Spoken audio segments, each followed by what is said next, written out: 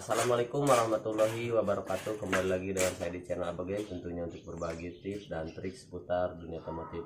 Nah, oke, untuk di konten kali ini, ya pembahasan di kali ini servis Yamaha Vega R yang memiliki suara kasar. Jadi bagian mana aja yang perlu kita perhatikan? Yang pertama, poin pertama yaitu suplai oli. Ini menjadi sebuah kunci dasar di motor 4 tak khususnya, juga di motor Yamaha Vega ini. Jadi suplai oli di Yamaha ini ada beberapa poin penting yang perlu diperhatikan. Di antaranya pertama, rotor oli di Yamaha, khususnya di 4 tak Yamaha. Di sini ada rotor oli, bentuknya seperti ini. Ini sangat berfungsi untuk suplai oli ke bagian stang seher atau ke stang piston.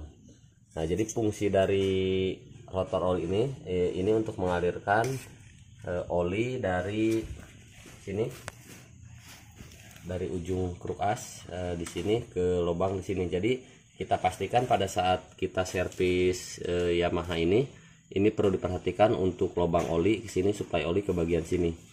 Jadi harus kita tes untuk oli, aliran oli. Nah, ini timbul ke sini.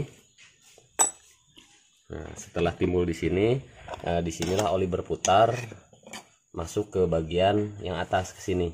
Nah, ke bagian sini. Ini sementara untuk yang atas ini untuk suplai ke bagian stang pen stang piston.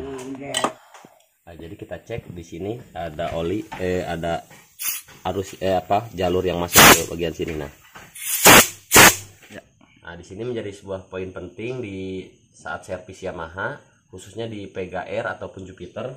Kenapa ini menjadi poin penting? Karena di sini sering terjadi tumpukan atau banyaknya kotoran yang nempel di rotor ini. Biasanya kotoran dari kampas ganda ataupun dari kampas kupling. Kita ambil contoh di sini. Nah, ini setelah beberapa lama, jadi ini sebenarnya harus rutin, harusnya sih per 6 bulan sekali, atau pada saat motor terdengar kasar harus cepat-cepat dibersihkan bagian ini. Jadi kotoran seperti inilah yang bisa menghambat suplai oli ke bagian stang piston ataupun ke bagian piston atau seher. Nah, sementara yang di sini karena pembatasnya sudah tidak ada atau sudah patah, kejadiannya ini bisa dilihat. Jadi ini langsung kita ganti aja dengan yang baru. Nah, kalau posisi pembatas ini masih aman, ini bisa dibersihkan, cukup kita bersihkan. Nah, selanjutnya suplai oli di bagian bak di sini. Ini juga menjadi sebuah poin penting atau kasusnya sering terjadi. Jadi di sini ada seal bentuk seperti ini. Nah, biasanya karena usia pakai yang sudah lumayan, biasanya seal ini mengeras menyebabkan seperti ini rusak. Nah, atau juga gimbalnya atau spelengnya kruk as ini menyebabkan seal ini robek. Itu juga bisa mempengaruhi lancarnya suplai oli ke bagian kruk as ataupun piston. Nah, selanjutnya saya ingatkan kembali untuk pemasangan piston di Yamaha ini ada trik khusus, karena di sini kalau kita perhatikan ada sebuah jebakan. Jadi di coakan piston ini sebelumnya sudah saya bahas di konten sebelumnya, namun di sini mempertegas lagi. Ini kalau kita lihat dari coakan, jadi coakan yang di piston ini berbeda antara yang atas dengan yang bawah. Nah, sementara kalau kita lihat dari klep, emang benar posisi klep yang gede itu yang atas ataupun exhaust, sementara yang in itu lebih kecil. Tapi di sini yang menjadi sebuah poin pentingnya di sini jarak antara pen piston di sini. Nah, jadi pen seher ini dengan dinding diameter luarnya ini berbeda jaraknya. Jadi yang sebelah sini ini perumpamaan ya. Jadi yang jelas ukurannya berbeda-beda gitu kan, semakin besar oversiznya semakin besar pula jaraknya. Nah, jadi kali ini Saya cek di sini. Nah, yang ini di angka 3,3. Ya, lanjut. Nah, sementara yang di sini 3,2. Jadi pada intinya berbeda antara yang atas dan yang bawah itu berbeda 1 mili. Nah, jadi bisa kita pastikan untuk tanda panah piston untuk Yamaha Pega ini mengarah ke bawah.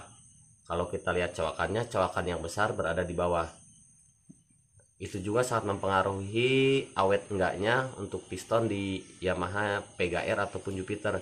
Jadi kalau kita pasang kebalik, ini saya pastikan cukup di waktu 1 bulan paling lama suara motor sudah kembali lagi berisik. Nah, selanjutnya juga di sini banyak yang menanyakan lewat kolom komentar, kenapa motornya setelah dirubah kopling manual suaranya lebih kasar. Nah, di sini di Yamaha Vega R ataupun Jupiter, di sini ada ring pembatas untuk otomatis gigi nanas. Nah, di sini ada untuk otomatis sprocketnya ada ring pembatas. Nah, ini wajib dipasang. Begitupun pada saat pengelasan seperti ini, itu alangkah lebih baiknya kita pasang terlebih dahulu dengan posisi baut kita kencangin, baru kita tetes, kita las pada saat mematikannya.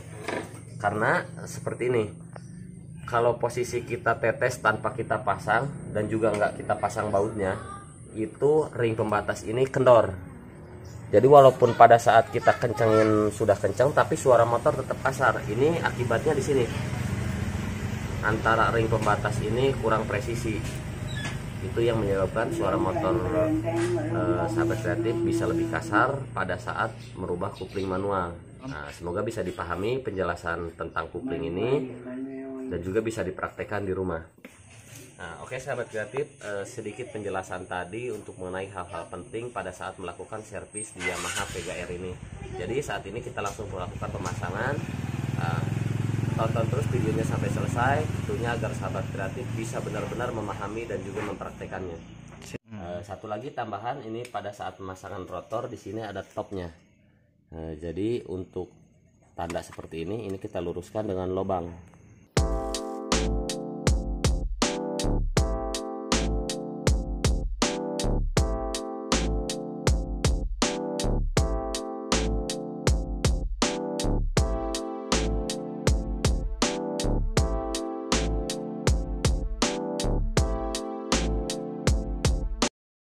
Jadi sahabat kreatif, saya tegaskan buat sahabat kreatif, bila diikuti langkah-langkah ataupun poin-poin penting yang saya bicarakan tadi, itu saya pastikan untuk tingkat keawetannya akan terjamin. Nah, selanjutnya untuk tahap terakhir itu untuk Ryan, karena posisi motor ini habis di quarter, jadi perlu di Ryan. Udah. Oke sahabat kreatif, di sini saya berikan sebuah kesimpulan.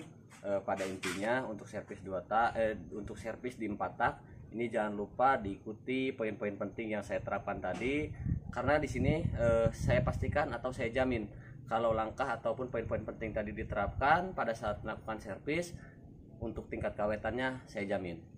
Selanjutnya jangan lupa untuk like, komen, dan subscribe.